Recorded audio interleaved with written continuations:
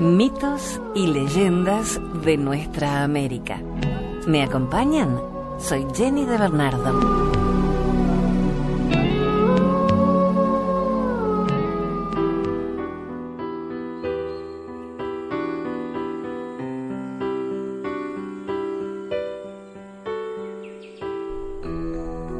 Los Lakota tienen una curiosa historia para el primer atrapasueños.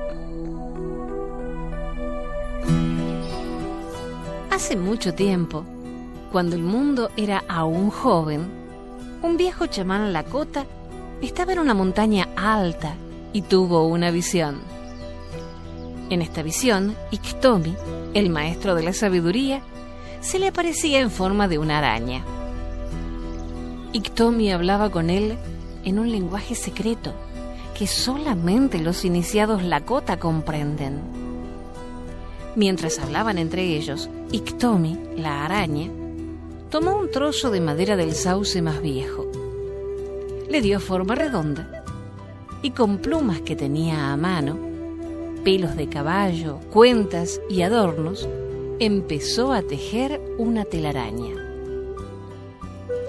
Hablaron de los círculos de la vida, de cómo empezamos la existencia como niños y crecemos, pasando de la infancia a la adolescencia, después a la edad adulta, para llegar finalmente a la vejez, cuando debemos volver a ser cuidadosos, como cuando éramos los más jóvenes, completando así el círculo.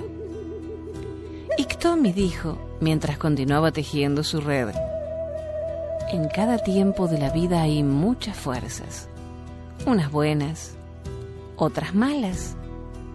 Si te encuentras con las buenas, ellas te guiarán en la dirección correcta. Pero si escuchas a las fuerzas malas, ellas te lastimarán, te guiarán en la dirección equivocada. Y continuó: hay muchas fuerzas y diferentes direcciones, y algunas pueden influir en la armonía de la naturaleza. También cuentas con el Gran Espíritu y sus enseñanzas. Mientras la araña hablaba, continuaba tejiendo y tejiendo su telaraña, empezando de afuera y trabajando hacia el centro. Cuando Iktomi terminó de hablar, le dio al anciano Lakota la red y le dijo: mira la telaraña. Es un círculo perfecto, pero en el centro hay un agujero.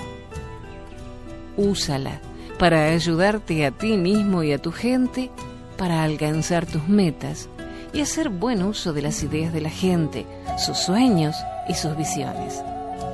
Si crees en el Gran Espíritu, la telaraña atrapará tus buenas ideas y las malas se irán por el agujero.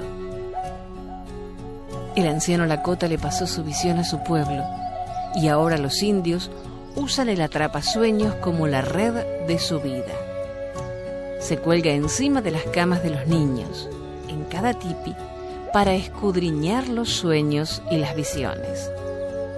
Lo bueno de los sueños queda capturado en la telaraña de la vida y enviado con ellos. Lo malo escapa a través del agujero del centro y no será nunca más parte de ellos. Y es así como los Lakota creen que los atrapasueños protegen su destino.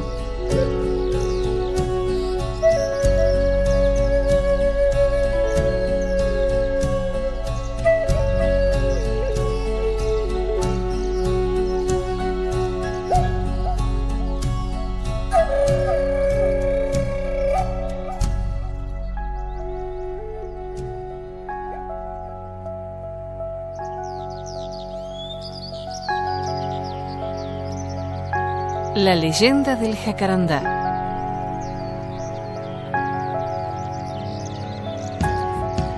En la provincia argentina de Corrientes nació esta leyenda en torno al jacarandá, árbol de bellas flores. Cuando los españoles comenzaron a poblar Corrientes, trayendo consigo a sus familias, vino a habitar este suelo un caballero que traía a su hija. una bella jovencita de escasos 16 años, de tez blanca, ojos azul oscuro y negra cabellera. Se instalaron en una zona no muy retirada de la ciudad de las Siete Corrientes, en una reducción donde los jesuitas cumplían su misión evangelizadora y civilizadora, enseñando no solo el amor a Cristo, sino también a cultivar la tierra a los guaraníes. Entre los jóvenes de esa reducción se distinguía Mbareté, un mocetón veinteañero alto y fornido que trabajaba la tierra con tesón, como queriendo arrancar de sus entrañas toda su riqueza y sus secretos. Una tarde en que Pilar, la joven española, salió a caminar en compañía de una doncella que la servía, vio a Mbareté y fue verlo y prendarse de su apostura. El indio también lo observó, con disimulo al principio, con desenfado después. Admiró su blanca piel, su negro cabello y el color de sus ojos. El encuentro fue fugaz. Tan solo intercambiaron una mirada, pero Mbareté la siguió con la vista hasta que la joven desapareció entre unos arbustos. El indio buscó la forma en que el jesuita le asignara tareas cerca de las casas y en silencio hurgaba por cuanta abertura había para poder ubicar a la joven. Pilar, entretanto, no podía borrar de su retina la imagen del joven aborigen. No podía olvidar lo hermoso que le pareció con su torso desnudo, cubierto de gotas de sudor, que le parecían chispas del sol que se le pegaban al cuerpo al estar realizando su rudo trabajo. No pasó mucho tiempo y un día Pilar y Mbareté se encontraron. Esta vez las miradas fueron largas y profundas, tan profundas que, sin palabras, se adentraron en el espíritu de ambos, mutuamente. Mbareté pidió al sacerdote que los instruía que le enseñara el castellano y aprendió rápido todas aquellas palabras que le sirvieran para expresarle a Pilar que la amaba desde el primer día en que se conocieron, y buscó la forma de encontrarla a solas y poder hablarle. Y esa oportunidad la tuvo el día en que halló a la joven rodeada de indiecitos a quienes les enseñaba el catecismo. El joven se acercó al grupo y, sin musitar palabra, permaneció observándola hasta que los niños se fueron. Entonces Mbareté caminó junto a ella y, ante su asombro, le habló en español, balbuceante al principio, para confesarle su amor. Pilar se ruborizó, se sintió confundida, quiso ocultar sus sentimientos, pero sus hermosos ojos azules y su cálida sonrisa la traicionaron, y el joven pudo comprobar que era correspondido. Los encuentros se repitieron. Mbareté les propuso huir juntos, lejos, donde su padre no pudiera encontrarlos. Le habló de construir una choza junto al río para ella y allí unir sus vidas. Pilar aceptó, y cuando la choza estuvo concluida, amparándose en las sombras de una noche en que Yazú les brindó su complicidad, escapó con su amado. A la mañana siguiente, el caballero español buscó infructuosamente a su hija. Hizo averiguaciones y alguien de la reducción le comentó que la había visto frecuentemente en compañía de Mbareté y que éste también había desaparecido. Furioso, el padre convenció a varios compañeros para que lo ayudaran a encontrar a la pareja y, fuertemente armados, comenzaron la búsqueda. Pasaron varios días hasta que descubrieron la choza junto al río. Sigilosamente tomaron posiciones para observar a sus moradores. Así vieron llegar a Mbareté en su canoa con el producto de su pesca y vieron también salir a Pilar a recibirlo. El padre de la joven no resistió la visión de la tierna escena de los amantes abrazados y salió de su escondite gritando el nombre de su hija y apuntando con su arma al indio. La joven vio el fuego del odio en los ojos de su padre y comprendió lo que cruzaba por su mente. Trató de evitarlo, de explicarle su actitud, pero el español siguió avanzando con el dedo en el disparador. Pilar se interpuso entre los dos hombres en el preciso instante en que la carga fue lanzada y cayó con el pecho teñido de rojo, fulminada por su propio padre. Al ver esto, Bareté quedó atónito, tieso, sin atinar a defenderse.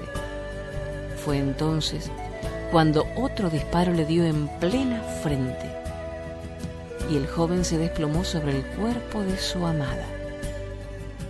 El padre, dolorido e indignado, no se acercó siquiera a los cuerpos yacentes e instó a sus compañeros a volver a la reducción.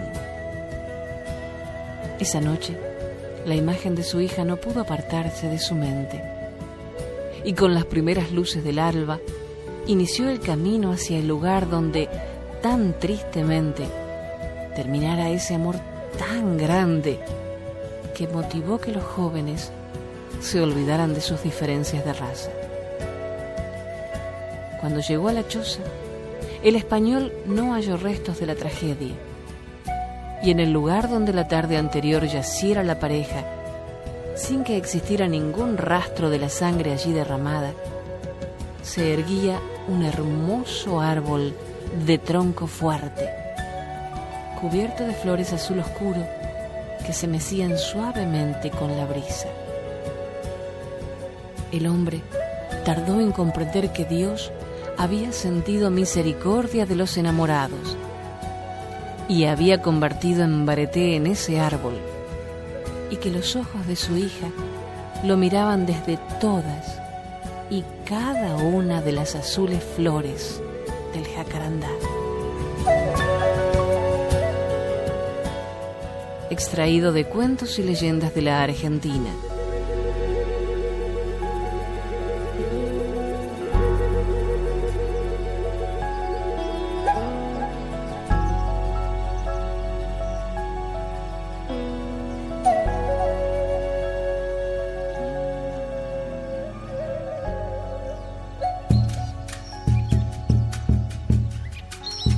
Las tribus de indios norteamericanos siempre estuvieron conectadas de una manera especial con la naturaleza. La vida transcurría en una interrelación y un diálogo permanente con todos sus elementos, objetos, plantas, animales, a los que dotaban de alma. Dicha atribución de vida interior al entorno le llevó al desarrollo de un profundo conocimiento e interpretación de sus símbolos, a poder dialogar con el medio en el que habitaban y a adquirir ese estupendo criterio de gestión de los recursos de la tierra sin dañarla, consumiendo, aprovechando y economizando de manera inteligente y consciente. Esa profunda conexión está también presente en sus manifestaciones culturales, especialmente en su música. Cada momento, causa, intención, sentido, tiene un acompañamiento en forma de danza o cántico que representa una especie de canalización de su energía implícita mediante la voz, tambores y pequeños shakers o sonajeros usados como resonadores para conectar con tipos concretos de vibración, y algunos instrumentos de viento construidos con madera o hueso. Cada instrumento responde en su forma a un uso concreto. Por ejemplo, los tambores circulares representan la tierra y la vida y se tocan imitando el ritmo de los latidos del corazón.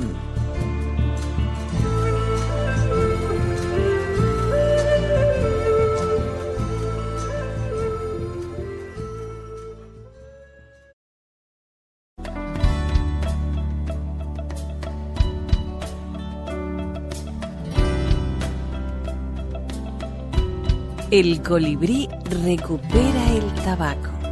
Esta es una leyenda cherokee.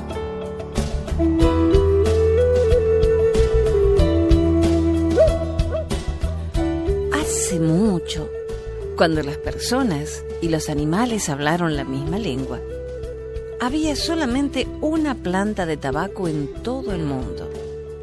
Desde lejos y desde lo ancho vinieron por el tabaco. Todo estaba bien hasta que los gansos codiciosos de Dagulku robaron la planta y volaron lejos al sur con ella, donde la guardaron en forma segura. Al poco tiempo, las personas y los animales comenzaron a tener grandes sufrimientos causados por la ausencia del tabaco. Una mujer anciana que había sufrido largamente llegó a ser tan delgada y débil que todos pensaron que ella moriría en cualquier momento y que podría ser salvada solamente por el tabaco. Esta mujer anciana, que era amada por todas las personas y los animales, los tenía a todos muy preocupados. Era tanta la preocupación que decidieron llamar a un consejo y hacer un plan para recuperar el tabaco que les había sido arrebatado. Decidieron que los animales debían recuperar la semilla. Uno por uno, los animales intentaron obtener la planta, pero cada vez que los gansos de Dagulku los veían, los mataban antes de que pudieran alcanzar la planta. Del más grande al más pequeño, los animales cuadrúpedos fallaron. Entonces el topo habló y dijo que él iría. Todos pensaron que esta podría ser una buena idea, pues este animal podría hacer un túnel bajo tierra para llegar a la planta y regresarla sin ser visto. Así pues, avanzó sigilosamente y llegó cerca de la planta. Pero su pista había sido seguida por los gansos de Dagulku, que esperaron junto a la planta que saliera. Cuando el topo salió de debajo de la tierra, tuvo el mismo destino que los otros animales que habían fallado anteriormente. Opiniones dispares se escucharon en el consejo después de esto. Nadie encontraba la manera de conseguir la planta de tabaco que estaba en poder de los codiciosos gansos. Ninguno de los demás animales deseaba ir.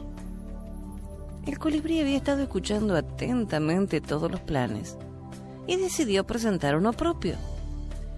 Informó al consejo que él podía recuperar la planta. Lo miraron con asombro y descreimiento por ser tan pequeño. ¿Cómo podría conseguir la planta? Él les dijo que podría hacerlo y si ellos quisieran podría probárselo. Le mostraron en el medio de un prado una planta que todos podían ver. Entonces le dijeron que fuera y se sentara sobre la planta para que no dejara que lo pudiesen ver allí. Fue entonces hasta el prado, se sentó en la planta elegida y volvió tan rápidamente que cuando quisieron comprobarlo había regresado y estaba en el centro del consejo. Sorprendidos por esta hazaña, decidieron darle una oportunidad. El colibrí no perdió tiempo. Fue directamente hasta la planta del tabaco debajo de las narices de los gansos, que ni siquiera sospecharon que se encontraba allí. En un abrir y cerrar de ojos utilizó su largo pico para cortar la parte superior de la planta que tenía algunas hojas y semillas y regresar al círculo del consejo. A estas alturas pensaban que la anciana mujer había muerto, pero le soplaron el humo del tabaco dentro de la nariz y con un grito de ¡Salud! Ella abrió los ojos y recuperó su fuerza.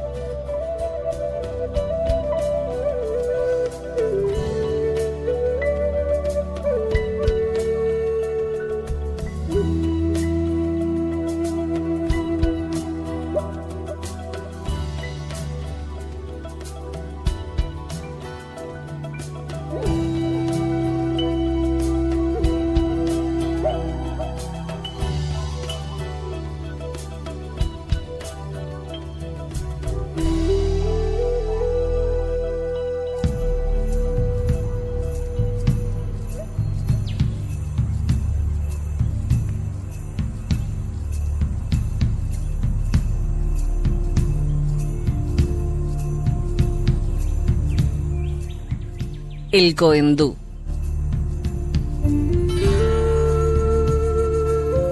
Era el hijo de un cacique cainguá. De niño era bueno, pero de pronto su carácter se tornó irascible y malvado. La hechicera sentenció que una araña le había picado en el costado izquierdo, envenenándole el corazón. Entretanto, las crueldades del niño superaban todos los límites de la tolerancia.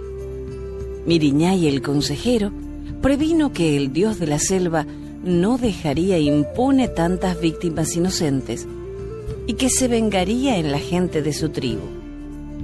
Quería, pues, convencerlo de las consecuencias de su maldad. Pero mientras se acercaba, Coendú, temiendo ser atacado, le disparó sus flechas envenenadas y lo hirió de muerte. Sorprendido de su propia acción, vaciló un instante. Luego echó a correr perdiéndose en la espesura. Las sombras de la noche lo sorprendieron fugitivo. Sudoroso y fatigado, se acurrucó contra un árbol, mientras un sentimiento extraño se iba apoderando de su ser. Y por primera vez, su cuerpo tembló de arrepentimiento, pensando en todas las inocentes víctimas de sus flechas envenenadas. Las primeras luces del alba lo sorprendieron en la misma posición, encogido, agarrotado de terror. Quiso separarse del árbol, pero no pudo. Una alfombra de zarzas se había adherido a sus carnes. Recordó las palabras de Miriñay y comprendió que era el castigo del dios de la selva. De pronto, sus pies se convirtieron en patas pequeñísimas y sus manos en alas toscas y cortas. Su cuerpo encogido se llenó de espinas. Cuando apareció el sol, Coendú, arrastrando su manto verdoso, fue a internarse en lo más oscuro de la maraña. Una fuerza misteriosa lo empujaba a la penitencia. Y aún hoy, después de tantos años, apartado siempre de los otros habitantes de la selva misionera, el Coendú, arrepentido de sus maldades, permanece largas horas del día de espaldas a la luz del sol, sentado sobre sus patas traseras y con la cara entre sus manitos, haciendo penitencia.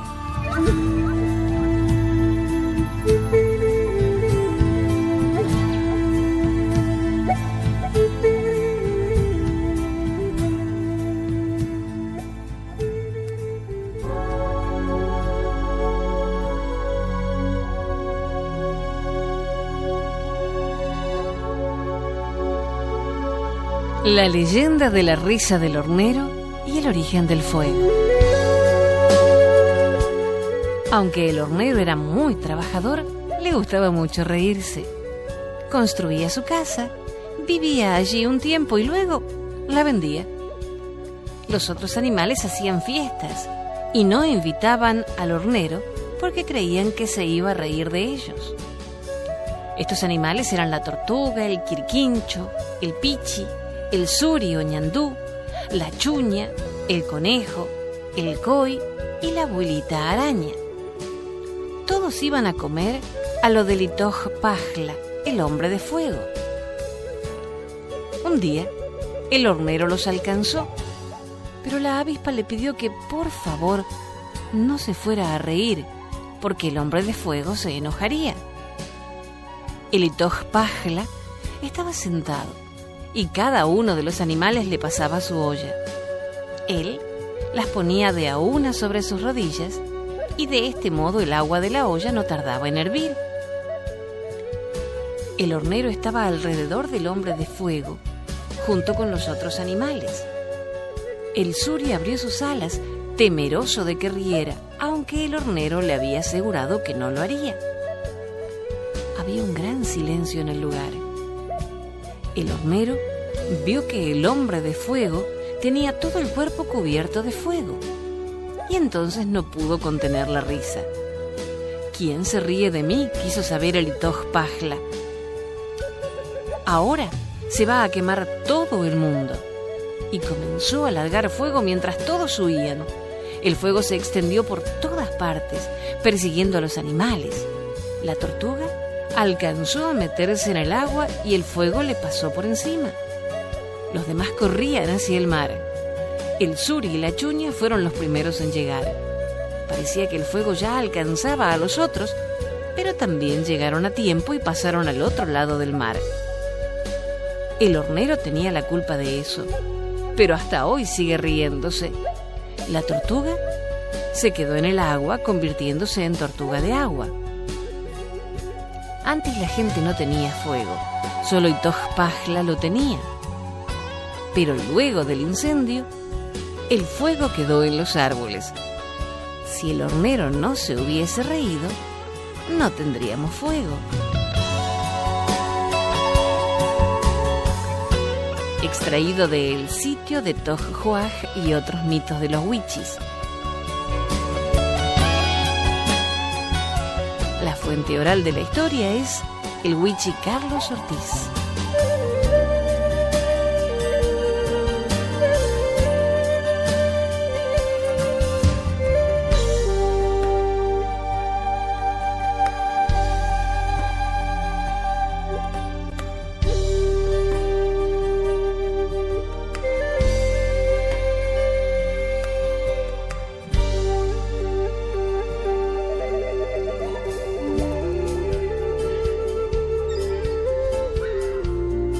Las leyendas más conocidas de Chile es la de las Tres Pascualas, que transcurre a fines del siglo XVIII en la región del Biobío. Las Tres Pascualas eran unas hermanas muy hermosas, cuyo oficio de lavandera las hacía concurrir diariamente, mañana y tarde, a lavar ropa a la orilla de una laguna. Un día llegó hasta la casa de las tres muchachas un forastero que solicitó hospedaje, siendo acogido gustosamente por el padre de las jóvenes. Todos los días, al caer la tarde, el hombre regresaba hasta la casa y miraba a las pascualas que volvían cantando, con sus lindas trenzas rubias y su atado de ropa sobre la cabeza. El joven se enamoró de las tres hermanas, y cada una secretamente correspondió su amor. Pero no sabiendo a cuál elegir como su esposa, les dio cita a las tres en la orilla de la laguna. A las 12 de la noche, el forastero remaba, pero al ver reflejarse en el agua las tres pascualas empezó a llamar «Pascuala, Pascuala, Pascuala». Al escuchar su nombre, las hembras se creyeron elegidas y comenzaron a adentrarse en las traicioneras aguas, muriendo ahogadas. Desde entonces, en las encantadas noches de San Juan, a las 12 de la noche, se ve un bote y surge una voz que llama desesperadamente a las mozas.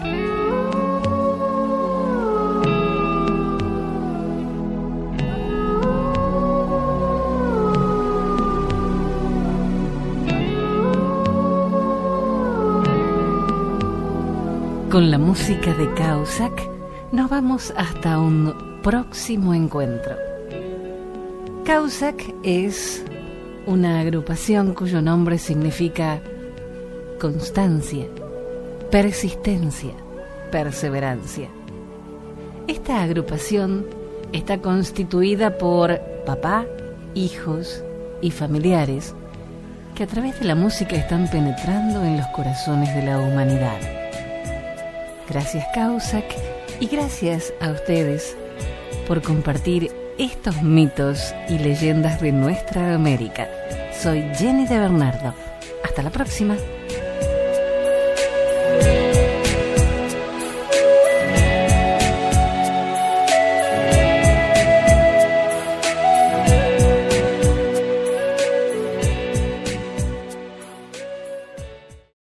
This is no ordinary sub shop. This is Firehouse Subs. Welcome to Firehouse. Tired of overpriced lunches that underdeliver on flavor?